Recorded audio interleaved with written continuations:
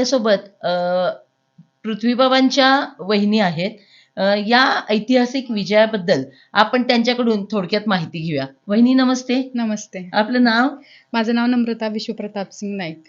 आता हा जो आपला ऐतिहासिक विजय झालेला आहे नगराध्यक्ष पदासाठी, त्याचबरोबर आपले एकूण 11 नगरसेवक या ठिकाणी युतीतून निवडून आलेले आहेत. तर काय सांगाल याबद्दल आपण?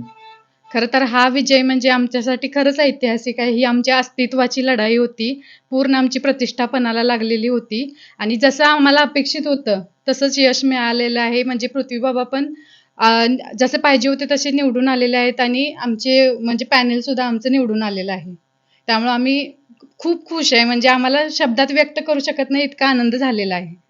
आता या ठिकाणी आपण पाहतोय की एकनाथ शिंदे साहेबांनी जे महिलांसाठी बऱ्याच योजना आणल्या, त्यातली सगळ्यात महत्वाची योजना म्हणजे लाडकी बहीण योजना. हो. तर आता आपण इथं बऱ्यापैकी आपलं पॅनल सुद्धा निवडून आलेलं आहे.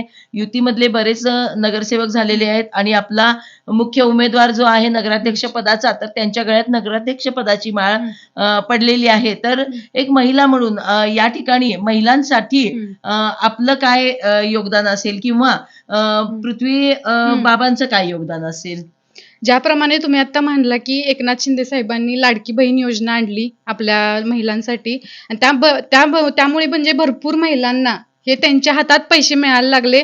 त्यापासून त्या म्हणजे अनेक उद्योग किंवा लघुउद्योग सुरू करू शकतात असं एकनाथ शिंदे साहेबांनी म्हणजे त्यांच्या हातात पैसे दिले. ज्याप्रमाणे आता तुम्ही म्हणला, की पृथ्वीबाबा नगराध्यक्ष झाल्यावर तर आता आम्ही असं करायचं ठरवलं, की काही आम्ही हे घेणार आहे म्हणजे कार्यशाळा. कार्यशाळा महिलांसाठी घेणार आहे, की ज्यातून त्यांना छोटे-छोटे उद्योग त्यांच्या हाताला काम मिळेल आणि म्हणजे काहीही असो, की त्यांनी असा मोठा उद्योगच काढला पाहिजे नाही. तिथून त्या शिकून जातील थोड्याफार प्रमाणे आणि घरी बसून सुद्धा त्यांच्या हाताला काम मिळेल, त्यांच्या हातात रोजगार प्राप्त होईल आणि त्यांना थोडेफार पैसे मिळतील घर चालवण्यासाठी, ज्या स्वतःच्या पायावरती उभे राहतील. अशा योजना आम्ही पृथ्वीबाबा नगराध्यक्ष झाल्यानंतर आणण्यासाठी म्हणजे प्रयत्न करणार आहे म्हणजे आपल्याला उदय सामंत मंत्री त्यांनी सांगितलेलंच आहे, की भाषणात आपण ते 2 महिन्यानंतर सुरू करणार आहे.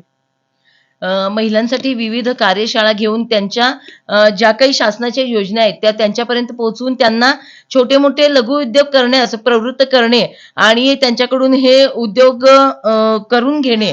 तर हे सगळ्यात महत्त्वाचं उद्दिष्ट महिलांसाठीचं या ठिकाणी आपल्याला नम्रता वहिनींनी सांगितलेलं आहे आणि नक्कीच त्याचा पाठपुरावा त्या करून घेतील अशी आपण अपेक्षा करू. आमच्या सर्व न्यूज टीमकडून आपल्या भावी वाटचालीस खूप खूप शुभेच्छा.